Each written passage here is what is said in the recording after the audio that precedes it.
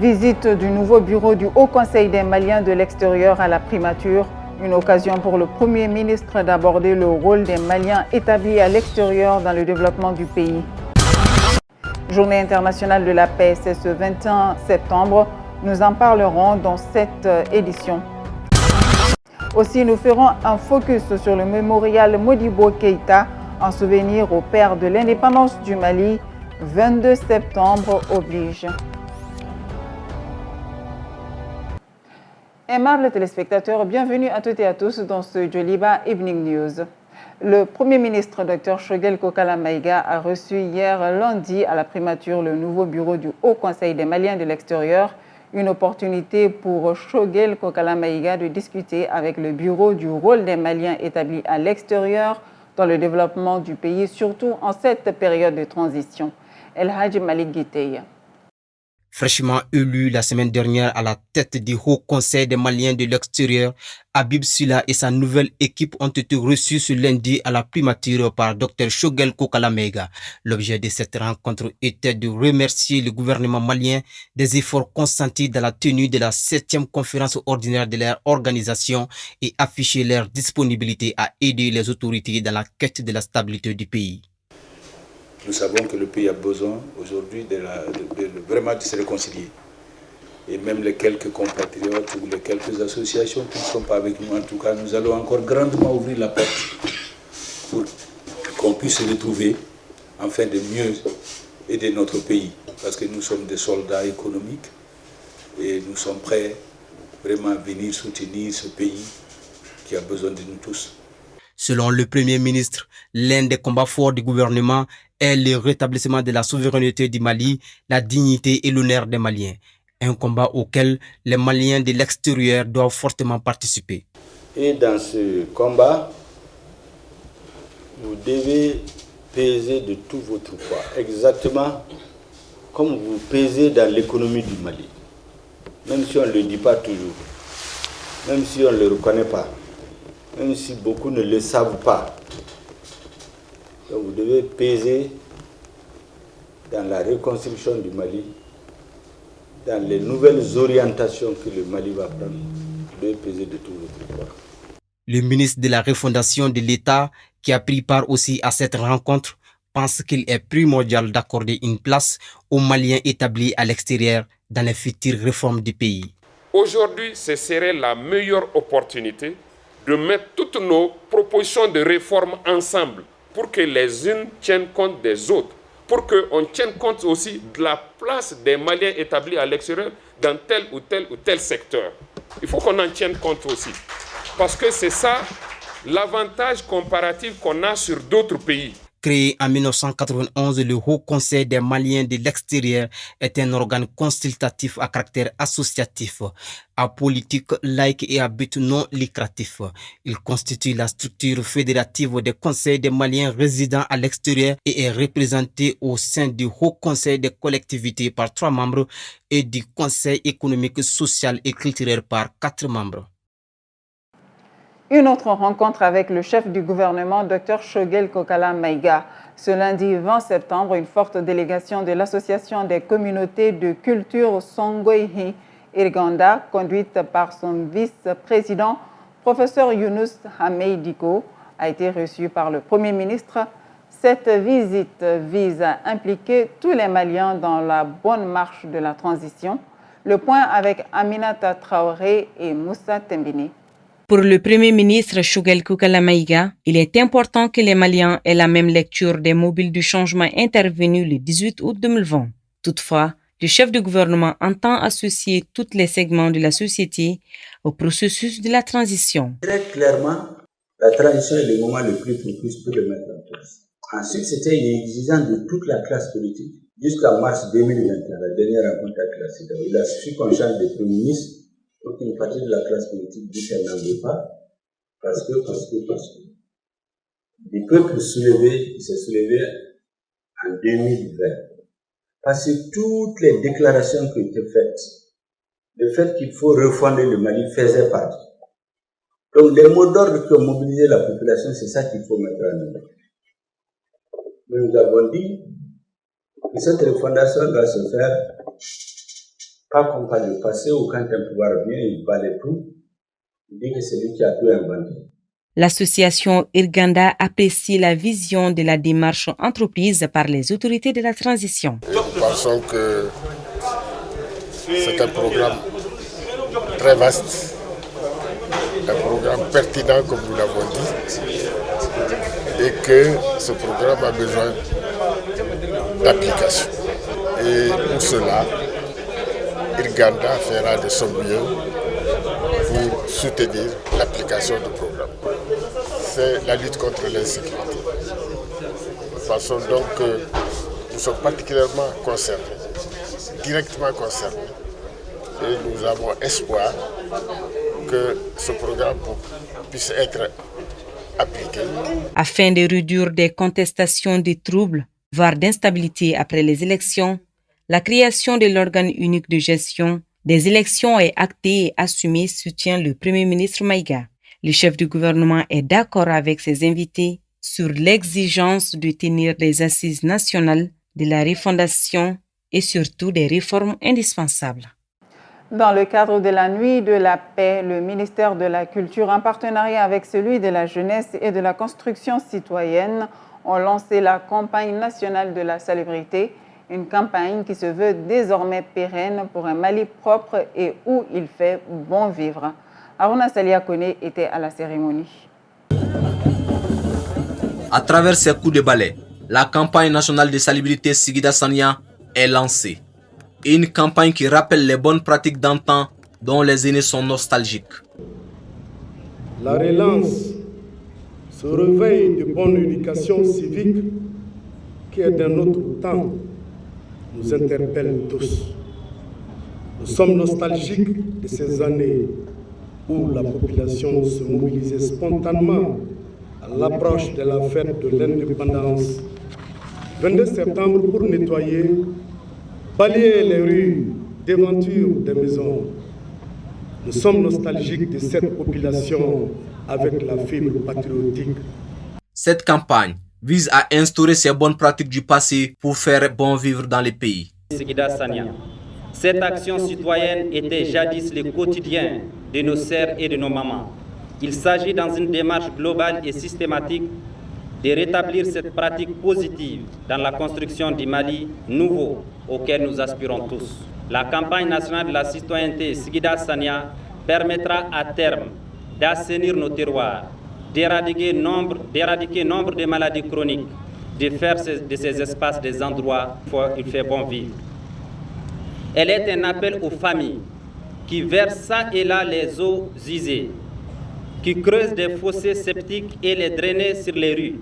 Cette initiative est un défi colossal, mais pas insurmontable, estime le coordinateur des chefs du quartier de Bamako.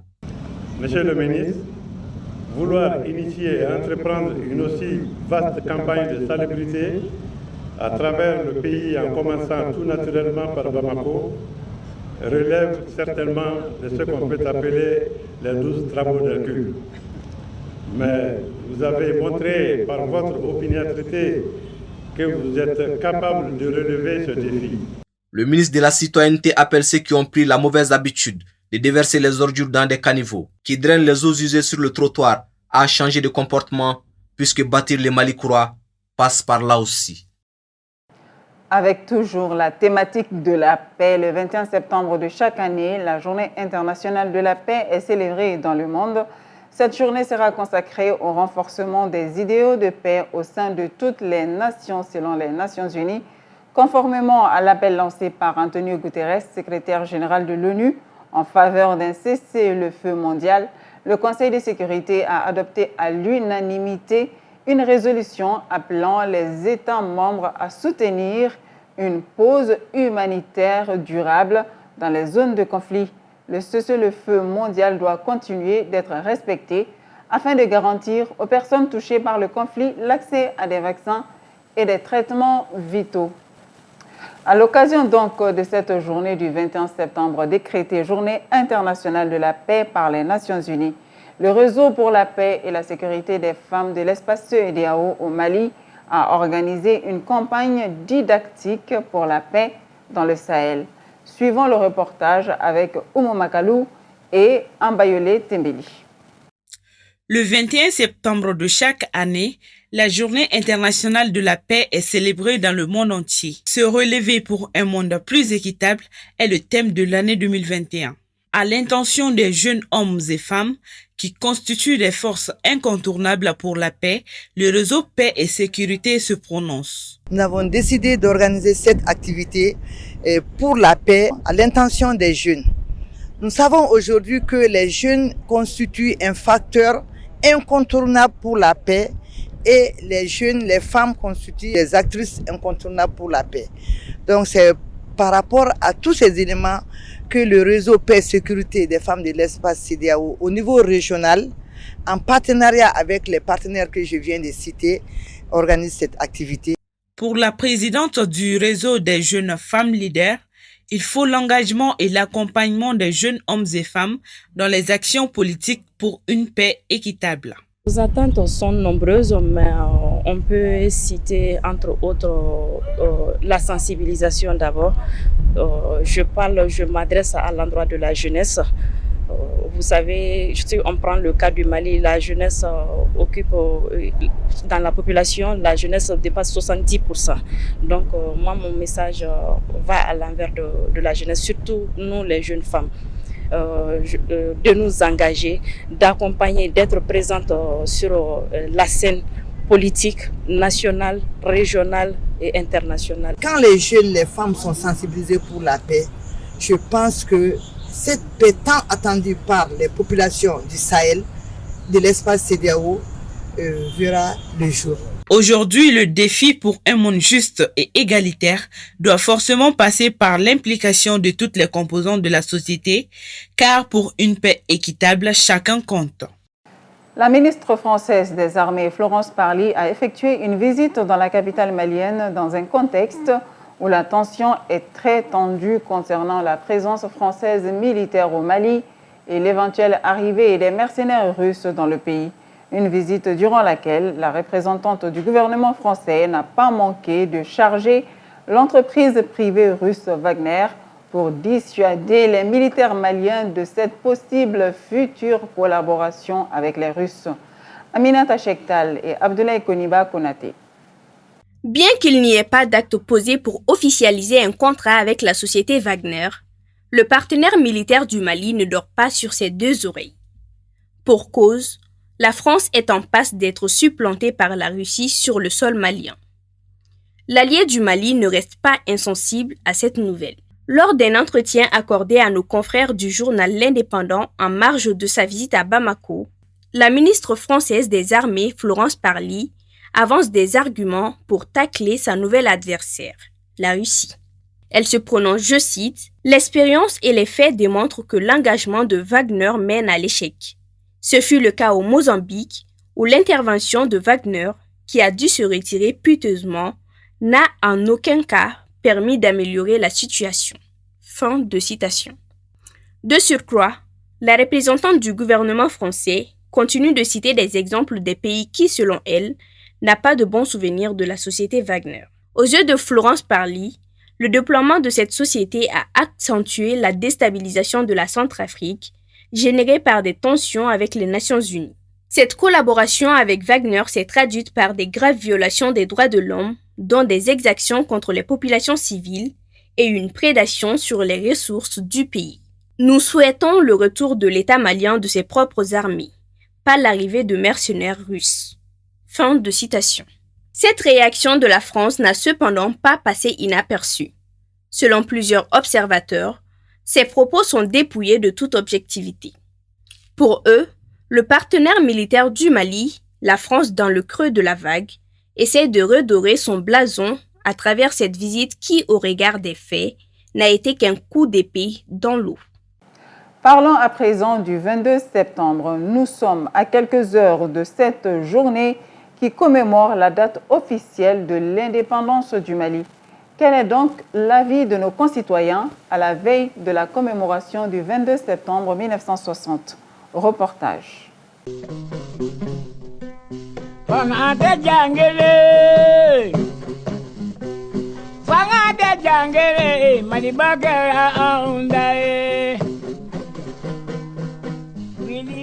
Le vert, jaune, rouge, les couleurs du pays, le drapeau national est présent un peu partout à Bamako, notamment sur les grandes artères de la ville. L'explication est simple. Nous sommes la veille du 22 septembre. L'événement était célébré avec fierté, patriotisme et faste d'après ses interlocuteurs. Durant notre jeunesse, chaque corps de métier, notamment les médecins, les pêcheurs, les cultivateurs, ainsi que les fonctionnaires défilaient avec leurs symboles. À la veille du 22 septembre, il faut voir les grandes artères de Bamako, ou dans toutes les villes du Mali. On blanchissait le tronc des arbres avec la chaux blanche. On faisait appel du fin coin du Mali, du hameau au village, en passant par l'arrondissement, en passant par le cercle, à la région, jusqu'à la capitale. Tout le monde venait. Celui qui avait des tam-tams, celui qui avait des flûtes, celui qui avait des balafons, toutes sortes de manifestations. Mais de nos jours, la ferveur autour de la fête d'indépendance du Mali s'est affaissée du point de vue de cet autre intervenant. Le jour d'aujourd'hui, je vois qu'il n'y a pas de fête. On entend des noms comme ça, le 2 septembre, mais on ne voit pas de fête. J'ai posé des questions moi-même, je ne sais pas pourquoi. Ce n'est même pas la guerre, ça n'a rien à voir avec ça. Et les gens, ils s'en fichent. Ce manque d'engouement n'est pas gratuit et l'état du pays depuis 2012 en est pour quelque chose. Le 22 septembre de cette année particulièrement, on l'a fête dans une atmosphère pas habituelle. Le Mali est occupé depuis 2012. Pratiquement les 2/3 du pays sont occupés par les terroristes. Il y a l'insécurité au Mali. Instabilité du pays depuis plusieurs années ou manque de transmission des valeurs autour de la symbolique du 22 septembre 1960. Le constat est là. L'événement que représente la date d'accession du Mali à la souveraineté nationale n'a plus sa grandeur d'antan.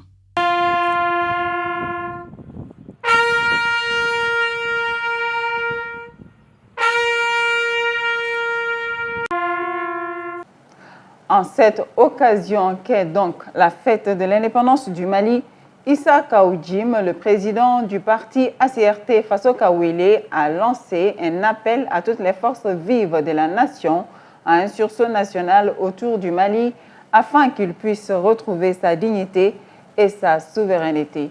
Il est au micro de notre reporter Moussa Tembine. C'est dans la réconciliation et dans la paix que nous arriverons à nous remettre en cause, pas pour notre ego, mais pour notre cher Mali, le Mali qui nous a tout donné. Et je n'ai jamais été quelqu'un qui a été tendre avec le mouvement démocratique. Mais que cela ne tienne au nom de la réconciliation, du vivre ensemble, et de cette opportunité du 22 septembre, nous devons aller de l'avant. Il y va de la survie de notre nation.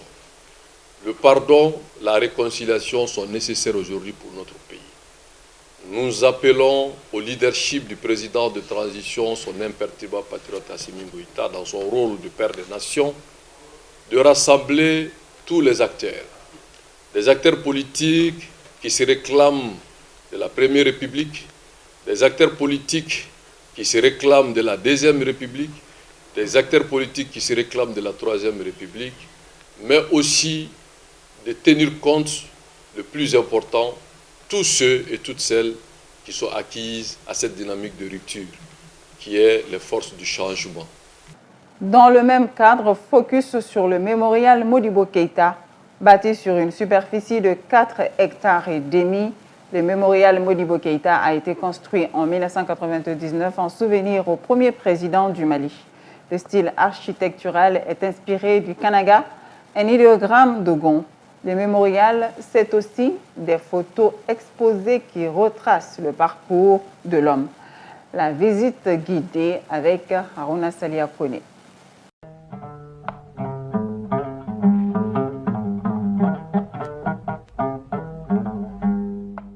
À un jet de pierre de la cité administrative se dresse le mémorial Modibo Keïta.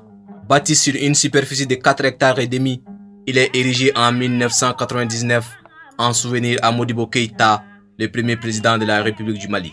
Le style architectural est inspiré du Kanaga, un idéogramme Dogon. Notre architecte s'est inspiré du petit masque Dogon pour mettre le fond du mémorial en conformité avec ce petit masque Dogon. Le mémorial, c'est aussi la salle d'exposition. Là, on découvre les photos retraçant les parcours du père de l'indépendance du Mali.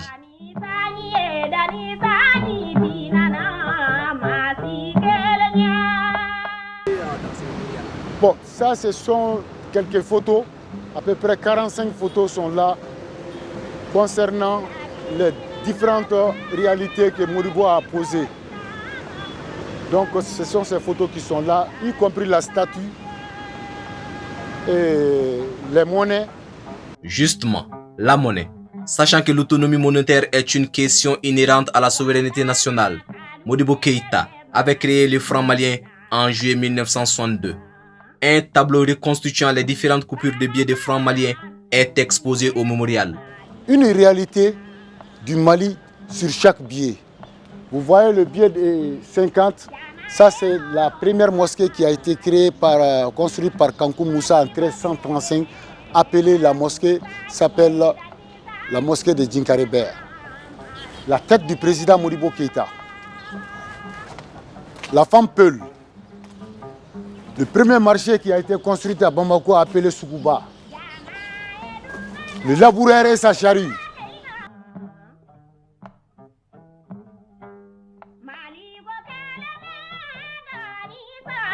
Cette statue que vous voyez juste derrière moi surplombe le mémorial Modibo Keïta. Elle mesure 1,98 m, c'est-à-dire la taille réelle du président Modibo Keïta. Elle pèse 1,5 tonnes. Donc c'était en bronze. Mais récemment, ils l'ont peinturé en noir. Donc la statue, elle est là. L'érection du mémorial à cet endroit et la direction du regard du président n'est pas fortuite. Et le président Alpha Oumar Konaré, en son temps, avait le projet de la cité administrative. Donc il a préféré faire face à la statue qui fait face à la cité administrative, un cadre fatigué ou mal intentionné, quand tu tires les rideaux, directement tu vas voir quelqu'un qui a tout donné et tu vas avoir la conscience. Le mémorial est ouvert à tous. La direction appelle donc le public à sa fréquentation. Et par la grâce de Dieu, aujourd'hui, beaucoup de gens adhèrent un peu à cette optique. Nous recevons des familles qui viennent avec leurs hôtes en visite. Et de plus en plus, le chapeau est tiré pour les établissements scolaires et universitaires en général, privés et publics confondus. Le mémorial est ouvert à tout le monde, pas les Maliens seulement, à tout le monde. Nous sommes payés à l'État, c'est gratuit, tout est gratuit. Modibo Keïta est né en 1915 à Bamako. Instituteur puis inspecteur de l'enseignement primaire, il fut député à l'Assemblée nationale française. Il sera le 27 décembre 1956 le premier maire élu de Bamako. Renversé le 19 novembre 1968 par un coup d'État, Modibo Keïta meurt le 16 mai 1977 en détention. 44 ans après sa mort, Modibo Keïta constitue aujourd'hui l'homme d'État malien qui fait presque l'unanimité. Son exemple de probité, d'intégrité, de patriotisme est admiré de tous et doit être enseigné dans les écoles maliennes pour réveiller le sursaut patriotique. Et maintenant, l'image du jour qui s'inscrit dans la même lignée, notamment le drapeau du Mali. La loi portant création du drapeau national a été adoptée le 20 janvier 1961 par les députés réunis en séance plénière de l'Assemblée nationale 4 mois après la proclamation solennelle de l'indépendance de la République du Mali le 22 septembre 1960. Cette loi numéro 61-26 du 21 janvier 1961 consacre la version définitive du drapeau national du Mali. Il est composé de 3 bandes de couleur verte, jaune et rouge. La couleur verte de la première bande signifie l'espérance, la verdure des prairies et des champs du Mali, de son sol et de tout ce que celui-ci peut produire pour le bien-être des populations maliennes. Le vert rappelle aussi la vocation essentiellement agro-pastorale du pays pour le développement, la modernisation contenue et l'intégration. Quant à la couleur jaune donnée à la deuxième bande verticale, elle représente l'or que recèle le sous-sol du Mali en plus d'autres ressources minières potentielles. La couleur or témoigne donc de la conscience qu'ont les Maliens de ce patrimoine qui est le leur et qu'ils entendent défendre à tout prix. La couleur rouge de la troisième bande verticale constitue pour les Maliens à la fois un souvenir, une méditation et une exhortation. Les Maliens doivent se souvenir du sang versé par les leurs pour la défense de la patrie contre l'occupation étrangère et la libération de celle-ci du joug colonial. Le rouge du drapeau national est une exhortation pour les Maliens à lutter jusqu'à la dernière goutte de leur sang pour préserver l'intégrité de leur sol, leur sous-sol et leur patrimoine artistique et culturel afin qu'ils les exploitent dans leur seul et unique intérêt. L'actualité hors de nos frontières, c'est dans la page internationale, Fanta Diarra. L'homme le plus fort du monde, Iron Bibi, a été accueilli en héros à Ouagadougou après avoir battu le record mondial du log lift en Écosse le 18 septembre 2021 avec une charge de 229 kg. C'est très grand pour moi parce que depuis 2018, je cherche à briser ce record du monde. Et ce n'est pas moi seul. Ce record est là depuis 2000. Ça fait 16 ans que Zydrunas Savickas détient ce record. Il vient de Lituanie. Et beaucoup d'athlètes qui ont commencé le strongman, commencé leur carrière de strongman et terminé leur carrière sans briser ce record. Donc c'est vraiment grand. Et encore comme je dis, ça me donne de la force et puis je vais mettre ce record à un autre niveau et pour que ça soit encore très difficile de briser. Moi personnellement, après Thomas Sankara qui a pu changer le nom du pays, là, moi ce monsieur-là, il est vraiment, il fait beaucoup pour le pays et grâce à lui, on connaît le nom du Burkina Faso et le drapeau du pays même flotte dans des coins où on n'aurait jamais imaginé ça. Voilà. Et grâce à lui encore, le nom du Burkina Faso et lui-même son nom est dans le livre des records de Guinness. C'est quelque chose qui n'est jamais vu, quelque chose qu'on n'a jamais vu au Burkina Faso ici. Les collégiennes et lycéennes afghanes retourneront en cours le plus rapidement possible, assure Zabiullah Mujahid, porte-parole du régime des talibans, lors d'une conférence de presse à Kaboul. L'annonce récente par les talibans d'une série de restrictions envers les femmes avec crainte qu'ils n'interdisent à de nouvelles filles d'étudier. Grâce à une nouvelle procédure appropriée de créer un environnement éducatif sûr pour les femmes et les filles, nous y travaillons, a-t-il déclaré. J'espère que ce problème sera bientôt résolu. Zabiullah Mujahid espère que ce problème sera bientôt résolu et le ministère de l'Éducation s'y attelle car il s'agit d'un problème important. Écoutons Zabiullah Mujahid, porte-parole du régime des talibans. Il y a des questions liées à la charia ici. Toutes les stratégies qui permettront aux femmes d'aller travailler et de s'instruire afin que les femmes s'acquittent de leurs responsabilités et commencent leur travail. Nous finalisons les choses. Cela arrivera aussi vite que possible, a affirmé Mujahid lors d'une conférence de presse à Kaboul à propos du retour en cours des collégiennes et lycéennes. Ajouta que le gouvernement souhaitait offrir un environnement éducatif sûr aux filles avant leur retour en classe.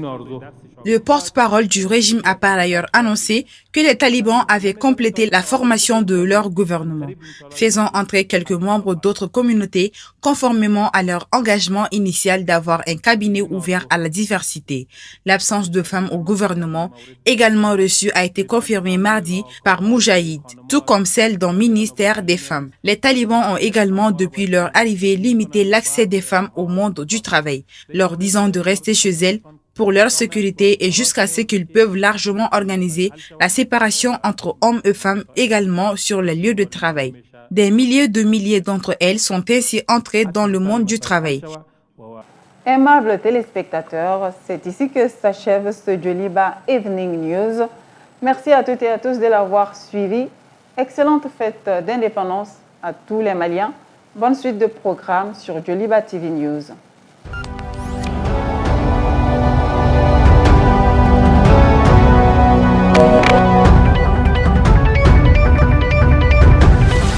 Djoliba Evening News.